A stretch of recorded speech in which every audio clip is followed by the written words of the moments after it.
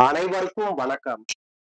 வில்லன்களுக்கெல்லாம் villain நடிகர் எம்.என். நம்பியார் அவர்கள் அவருடைய நிஜ வாழ்க்கையில் எந்த ஒரு கெட்ட பழக்கமும் இல்லாதவராக ஒரு நல்ல மனிதராக வாழ்ந்தவர்.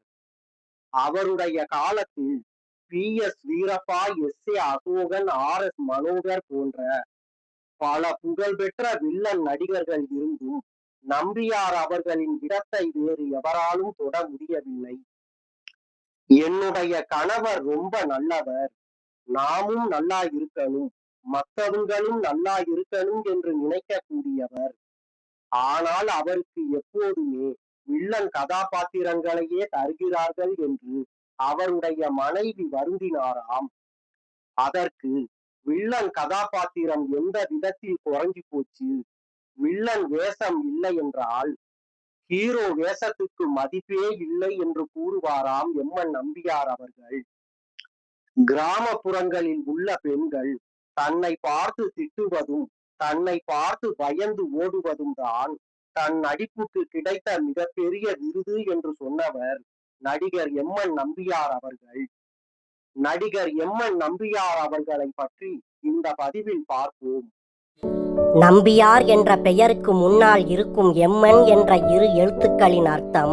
எம் என்பது நம்பியார் அவர்களுடைய தந்தையார் கெழு நம்பியாரின் வீட்டு பெயரான மஞ்சேரியை குறிக்கும்.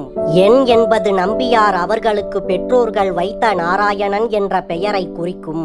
நம்பியார் அவர்கள் பிறந்தது கேரள மாநிலத்தின் கண்ணூர் அருகில் உள்ள செருபலசி என்ற சிறிய ஊரில் 1919 ஆண்டு மார்ச் 7 பிறந்தார். கெழு நம்பியார் லட்சுமி அம்மாள் அவர்களின் கடைசி மகன் நம்பியார் அவர்கள். நம்பியார் அவர்கள் கேரள மாநிலத்தில் பிறந்தாலும் தமிழ்நாட்டில் உள்ள ஊட்டியில் வளர்ந்தவர். ஊட்டியில் உள்ள நகராட்சி பள்ளியில் 5ஆம் வகுப்பு வரை படித்தவர். அதன் பின் நம்பியார் அவர்களுக்கு 13 வயதாக இருந்தபோது 1930 ஆண்டில் ஊட்டியில் முகாமிட்டிருந்த நவாப் ராஜமாணிக்கம் பிள்ளையின் ஸ்ரீ மதுரை தேவி வினோத பாலகான சபாவின் நாடகங்களை கண்டு கலையின் மீது ஆர்வம் கொண்டார். ஆண்கள் மட்டுமே இருந்த அந்த நாடக குழுவில் நம்பியாரை சேர்த்து விட்டவர் அவருடைய அண்ணன். முதலில் அந்த நாடக குழுவில் நம்பியார் அவர்களுக்கு கிடைத்த வேலை சமையல் உதவியாளர் வேலை. அந்த நாடக குழுவுடன் சேலம், மைசூர், தஞ்சை என நம்பியார் அவர்களின் கலை பயணம் தொடங்கியது. அங்கு நடிப்புடன் வாய்ப்பாட்டும் ஹார்மோனியமும் கற்றுக்கொண்டார் நம்பியார் அவர்கள். கோவை ஐயாமுத்து அவர்கள் எழுதி நவாப் ராஜமாணிக்கம் அவர்கள் அரங்கேற்றிய நச்சு பொய்கை என்ற நாடகத்தில் பெண் நீதிபதி வேடம் நம்பியார் அவர்களுக்கு அவருடைய 15வது வயதில் கிடைத்தது. மாதம் 3 ரூபாய் சம்பளமும் அவருக்கு கிடைத்தது. அதன் பின் நவாப்பின் பக்த ராம்தாஸ் நாடகத்தை 1935 ஆண்டில் திரைப்படமாக எடுத்தார் பத்திரிகையாளர் முருகதாசா அவர்கள். அந்த நாடகத்தில் நடித்த அனைவருமே அந்த படத்தில் நடித்தனர். பெண் நடிகைகளே இல்லாமல் படமான அந்த படத்தில் பழம்பெரும் நடிகரான டி.கே. சம்பங்கியுடன் நகைச்சுவை வேடத்தில் மாதண்ணாவாக நடித்தார் நம்பியார் அவர்கள். அப்போது நவாப் நாடக குழுவின் புகழ்பெற்ற நகைச்சுவை நடிகராக இருந்த கே. சங்கரபாணி அவர்கள் அந்த நாடக குழுவில் இருந்து விலகினார். அதன் பின் அவர் ஏற்று நடித்த நகைச்சுவை வேடங்கள் அனைத்தும் நம்பியார் அவர்களுக்கு வந்து சேர்ந்தன. அப்போது நம்பியார் அவர்களுக்கு மாத சம்பளம் 15 ரூபாயாக உயர்ந்தது. நவாப் நாடக குழுவில் இருந்து தன்னுடைய 23வது வயதில் விலகிய நம்பியார் அவர்கள் சக்தி நாடக சபாவில் சேர்ந்தார். அந்த குழுவில் கவியின் கனவு என்ற நாடகத்தில் ராஜகுருவாக வேடம் ஏற்று தன்னுடைய முதல் வில்லன் நடிப்பை மேடையில் வெளிப்படுத்தி புகழ் பெற்றார். அதன் பின் ஓவியர் மாதவன் அவர்களின் பரிந்துரையுடன் ஜூபிட்டர் பிக்சர்ஸ் கம்பெனியில் நடிகராக சேர்ந்தார். தான் முதல் படத்தில் நடித்த 9 ஆண்டுகளுக்கு பிறகு ஜூபிட்டர்ஸ் பிக்சரில் நம்பியார் அவர்கள் நடித்த படம் 1946 ஆண்டு வெளியான வித்யாபதி என்ற திரைப்படம். நம்பியார் அவர்கள் வித்யாபதி படத்தில் நடித்த நாராயண பாகவதர் என்ற நகைச்சுவை கதாபாத்திரத்திற்காக மொட்டை அடித்துக் கொண்டார் அவர். வித்யாபதி படம் வெளியான அதே ஆண்டில் தன்னுடைய உறவு பெண்ணான ருக்மணி என்பவரை மணந்து கொண்டார் நம்பியார் அவர்கள். அதன் பின் 1947ஆம் ஆண்டில் ஜூபிட்டர் பிக்சர்ஸின் ராஜகுமாரி திரைப்படத்தில் மக்கள் திலகம் எம்ஜிஆர் அவர்களுடன் முதலில் இணைந்து நடித்தார் நம்பியார் அவர்கள். ராஜகுமாரியில் நடித்த நம்பியார் அவர்களின் சிறந்த நடிப்பு திறமைக்கு பரிசாக கஞ்சன், கல்யாணி, நல்ல தங்கை உட்பட 5 படங்களில் கதாநாயகனாக நடிக்கும் வாய்ப்பு அவருக்கு கிடைத்தது. அறிஞர் அண்ணா அவர்கள் எழுதிய வேலைக்காரி திரைப்படமும் மாடர்ன் தியேட்டர்ஸின் திகம்பர சாமியார் திரைப்படமும் நம்பியார் அவர்களின் திரை வாழ்க்கையை வேறு திசையில் திருப்பிவிட்டன. சர்வாதிகாரி என்ற படத்தில் மகாவர்மன் என்ற சர்வாதிகாரியாக நடித்த நம்பியார் அவர்களை அடக்கும் நாயகன் பிரதாபனாக மக்கள் திலகம் எம்ஜிஆர் அவர்கள் நடித்ததும் பெரும் திருப்பமாக அமைந்தது. சர்வாதிகாரி படத்துக்கு பின்னரே மக்கள் திலகம் எம்ஜிஆர் அவர்கள் கதாநாயகன் என்றால் நம்பியார் அவர்கள்தான் வில்லன் என்ற நிலை உருவானது. திருமணத்தின் போது நம்பியார் அவர்களுக்கு மாப்பிள்ளை தோழனாக இருந்தவர் மக்கள் திலகம் எம்ஜிஆர் அவர்கள். நம்பியார் அவர்கள் மக்கள் திலகம் எம்ஜிஆரை விட குறைந்த வயதுடையவர். எம்ஜிஆர் அவர்கள் 1917ஆம் ஆண்டு பிறந்தார். நம்பியார் அவர்கள் 1919ஆம் ஆண்டில் பிறந்தார். ஆனால் திரைப்பட துறையில் நம்பியார் அவர்கள் எம்ஜிஆர் அவர்களை விட 1 வருடம் மூத்தவர். சர்வாதிகாரி திரைப்படத்தில் இடம்பெற்ற எம்ஜிஆர் நம்பியார் அவர்களின் வாள் சண்டை அவர்கள் இருவருக்குமே தனித்த முத்திரையாக அமைந்துவிட்டது. அது முதல் எம்ஜிஆர் அவர்களும் நம்பியார் அவர்களும் நடிக்கும் ராஜா ராணி கதை திரைப்படங்களில் வாள் சண்டை கட்டாய அம்சமாக இடம்பெற தொடங்கியது. எத்தனை வில்லன்கள் வந்தாலும் எம்ஜிஆர் அவர்களுக்கு வில்லன் நம்பியார் அவர்கள்தான் என்ற நிலையை 1000ல் ஒருவன், அரச கட்டளை, தாய் சொல்லை தட்டாதே, எங்க வீட்டு பிள்ளை தொடங்கி பல வெற்றி படங்கள் உருவாக்கின. தோல்வி படமே என்றாலும் போட்ட முதலுக்கு நஷ்டமில்லாத வசூல் உறுதி என்ற நிலையை உருவாக்கியது இந்த ஹீரோ வில்லன் கூட்டணி. நம்பியார் அவர்கள் எம்ஜிஆர் அவர்களின் ஆஸ்தான வில்லன் என்ற போதும் நடிகர் திலகம் சிவாஜி கணேசன் அவர்களுக்கும் ஜெமினி கணேசன் அவர்களுக்கும் வில்லனாக நடிக்க தயங்கியதே இல்லை நம்பியார் அவர்கள். எம்ஜிஆர் அவர்கள் முதல் சரத்குமார் வரை பல தலைமுறை கதாநாயகர்களுடனும் திரையில் வில்லனாக தொடர்ந்த ஒரே நடிகர் நம்பியார் அவர்கள் மட்டுமே.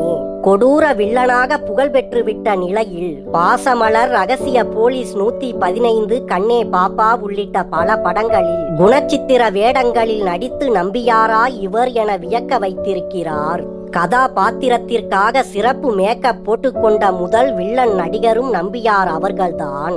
இயக்குனர் ஸ்ரீதர் அவர்களின் நெஞ்சம் மறப்பதில்லை படத்திற்காக 109 வயது கிழவராக 3 மணி நேரம் சிறப்பு மேக்கப் போட்டுக்கொண்டார். திகம்பர சாமியார் படத்திற்காக நான் போட்ட 11 வேடங்களை விட இந்த கிழட்டு ஜமீன்தார் வேடம்தான் நான் மிகவும் ரசித்து நடித்த வேடம் என நம்பியார் அவர்களே தன்னை ரசித்து கூறியிருக்கிறார். அதிகாலையில் 4 மணிக்கு எழுந்து 4:30 மணிக்கு மெரினா கடற்கரையில் நடைபயிற்சியும் 5:15 மணிக்கு அங்கேயே ஆயில் மசாஜும் செய்து கொண்டு மெரினா கடற்கரையில் உள்ள மாநகராட்சி நீச்சல் குளத்தில் குளித்துவிட்டு 6 மணிக்கு வீட்டுக்கு வந்து விடுவாராம் நம்பியார் அவர்கள். மெரினா கடற்கரைக்கு செல்லாத நாட்களில் நடிகர் திலகம் சிவாஜி கணேசன், ஜெமினி கணேசன் ஆகிய இருவரும் காலை 6 மணிக்கு நம்பியார் அவர்களின் வீட்டுக்கு வந்து விடுவார்களாம். அதன் பின் அவர்கள் மூவரும் டென்னிஸ் விளையாடுவது வழக்கமாம். நடிகர் திலகம் சிவாஜி அவர்களும் ஜெமினி அவர்களும் வருவதற்கு முன்னர் 1 மணி நேரம் யோகா செய்து விடுவாராம் நம்பியார் அவர்கள். வெளியூர் படப்பிடிப்பில் இருந்தால் 100 சூரிய நமஸ்காரங்களை செய்துவிட்டு 1 லிட்டர் தண்ணீர் குடிப்பாராம். உடற்பயிற்சிக்காகவே பேட்மிண்டன் கோர்ட், ஜிம், மணல் கொட்டிய மல்யுத்த களம் ஆகியவற்றை வீட்டில் உருவாக்கி வைத்திருந்தாராம் நம்பியார். நவாப் ராஜமாணிக்கம் நாடக குழுவில் ஏற்பட்ட உணவு பழக்கத்தால் தன்னுடைய சிறு வயது முதலே சைவ உணவுக்கு பழகி கொண்டாராம் நம்பியார் அவர்கள். மேலும் வீட்டில் ஆம்லேட் சாப்பிட விரும்பும் பிள்ளைகளுக்கு தனியாக சமையல் அறையும் சாப்பாட்டு மேஜையும் நம்பியார் அவர்களின் கோபாலபுரம் வீட்டில் இருந்தனவாம். தன்னுடைய 19வது வயதில் இராணுவத்தில் சேரும் வாய்ப்பு நம்பியார் அவர்களுக்கு வந்தபோது அசைவம் சாப்பிட வேண்டியிருக்கும் என்பதற்காகவே அதை மறுத்துவிட்டாராம். நம்பியார் அவர்கள் தீவிர கிரிக்கெட் ரசிகர். புவியியல் புத்தகங்கள், பயண வழிகாட்டி புத்தகங்கள் ஆகியவற்றை விரும்பி படிப்பாராம். படப்பிடிப்பு இல்லாத போது ராமாவரம் தோட்ட இல்லத்தின் திரையரங்கில் எம்ஜிஆர் அவர்கள் படம் பார்க்க அழைத்தால் தட்டாமல் செல்வாராம் நம்பியார் அவர்கள். பத்திரிகையாளர்களை மிக அபூர்வமாகவே சந்திப்பாராம் நம்பியார் அவர்கள். பேட்டி கொடுப்பது அவருக்கு பிடிக்காதாம். எம்ஜிஆர் அவர்கள் உட்பட பலரும் வற்புறுத்தியும் சொந்த திரைப்பட தயாரிப்பில் கடைசி வரை ஈடுபடாதவர் நம்பியார் அவர்கள். ஆனால் தன்னை வளர்த்து ஆளாக்கிய நாடகத் துறையை மறக்காமல் நம்பியார் நாடக மன்றம் என்ற நாடக கம்பெனியை தொடங்கி கவியின் கனவு, கல்யாண சூப்பர் மார்க்கெட் ஆகிய நாடகங்களை தொடர்ந்து நடத்தியுள்ளார். கவியின் கனவு நாடகத்தில் சர்வாதிகாரி வேடத்தில் நாட்டு மக்கள் செம்மறியாட்டு மந்தைகள் என வசனம் பேசிய நாள் முதல் நம்பியாரை போல நாடகத்திலும் திரையிலும் சர்வாதிகார திமிரை நடிப்பில் துல்லியமாக காட்டிய நடிகர்கள் வேறு யாரும் இல்லை என்று கூறுவார்களாம். எத்தனை சிக்கலான சூழ்நிலையிலும் நம்பியார் அவர்கள் கோபப்பட்டதே இல்லையாம். படப்பிடிப்பில் ஏதாவது விபத்து என்றாலும் பதற்றப்பட மாட்டாராம் நம்பியார் அவர்கள். சுவாமி ஐயப்ப பக்தியை தமிழகத்தில் பிரபலப்படுத்திய மகா குருசாமியாக நம்பியார் அவர்கள் அறியப்படுகிறார். தன்னுடைய நாடக ஆசான் நவாப் ராஜமாணிக்கத்துடன் 1942ஆம் ஆண்டில் முதல் முறையாக சபரிமலைக்கு சென்றார் நம்பியார் அவர்கள். அதன் பின்னர் தொடர்ந்து 65 ஆண்டுகள் சபரிமலைக்கு புனித யாத்திரை சென்று வந்த ஒரே குருசாமி நம்பியார் அவர்கள் மட்டும்தான். அமிதாப் பச்சன், நடிகர் திலகம், சிவாஜி கணேசன், ரஜினிகாந்த், இசைஞானி இளையராஜா, கன்னட நடிகர் ராஜகுமார் என திரையுலக பிரபலங்களுக்கு குருசாமியாக இருந்து சபரிமலைக்கு அழைத்து செல்வதை வழக்கமாக வைத்திருந்தார் நம்பியார் அவர்கள். இருமுடி கட்டும் நாளில் மக்கள் திலகம் எம்ஜிஆர் அவர்கள் அனுப்பும் மாலையை முதல் மாலையாக அணிந்து மலைக்கு கிளம்புவதை வழக்கமாக கொண்டிருந்தார் நம்பியார் அவர்கள். சபரிமலைக்கு மாலையிட்ட நாளில் தொடங்கி 41 விரத நாட்களும் தீய பழக்க வழக்கங்களில் இருந்து நம்மை விடுவிக்க மேற்கொள்ளும் தவ பயிற்சி ஆகும். அது நாம் ஐயப்பனுக்காக செய்யும் தியாகம் அல்ல என்று விளக்கினார் நம்பியார் அவர்கள். தன்னுடன் சபரிமலைக்கு வரும் பிரபல நடிகர்கள் யாராக இருந்தாலும் மாலையை கலற்றிவிட்டு சினிமா படப்பிடிப்பிற்கு செல்ல அவர்கள் யாரையும் அனுமதித்தது இல்லையாம் நம்பியார் அவர்கள். சபரிமலைக்கு யாத்திரை செல்லும் விஷயத்தில் அத்தனை கண்டிப்பானவராம். எத்தனை லட்சம் சம்பளமாக கொடுத்தாலும் மே மாதத்தில் மட்டும் நடிப்பதற்கு ஒப்புக்கொள்ள மாட்டாராம் நம்பியார் அவர்கள். கோடை காலம் முழுவதும் குடும்பத்தினருடன் ஊட்டியில் சென்று தங்கிவிடுவாராம். நம்பியார் அவர்களுக்கு அவருடைய மனைவி சொல்லே மந்திரமாம். மனைவி சொல்லை தட்டவே மாட்டாராம். தனக்கு தேவையான அனைத்தையும் அவரிடமே கேட்பாராம். நம்பியார் அவர்களுக்கு சுகுமாரன், மோகன் என 2 மகன்கள், சினேகலதா என்று ஒரு மகள். திரைப்பட நடிப்பை தாண்டி பல திரைப்பட ஆவண படங்களில் தன்னுடைய காலகட்டங்களை பற்றி கூறியிருக்கும் நம்பியார் அவர்கள் ஓவியம் என்ற தொலைக்காட்சி தொடரில் கடைசியாக நடித்தார். ஒரு முறை ஒரு பத்திரிகை புகைப்படக்காரர் நம்பியார் அவர்களிடம் உங்கள் வாளுடன் ஒரு போஸ் தாருங்கள் என்று கேட்டுள்ளார். அதற்கு நம்பியார் அவர்கள் அது வீட்டில் இருந்தால் தலையில் கர்வம் ஏறிவிடலாம், ஆகவே பயிற்சி வகுப்புக்கு போனால் வாளை அங்கேயே வைத்துவிட்டு வந்து விடுவேன் என்றாராம். ஆனால் அவர் திரையுலகில் பிஸியாக இருந்த காலத்தில் தன்னுடைய தற்காப்புக்காக குருவாள் ஒன்றை தன்னுடன் வைத்திருக்க வேண்டிய கட்டாயம் நம்பியார் அவர்களுக்கு ஏற்பட்டதாம். தன்னிடம் யார் ஆசீர்வாதம் வாங்க வந்தாலும் பட்டு வேட்டி, அங்கவஸ்திரம், பட்டுப்புடவை அணிந்து தம்பதி சமேதரராக மலர் தூவி ஆசீர்வதிப்பதை வழக்கமாக வைத்திருந்தது நம்பியார் தம்பதி.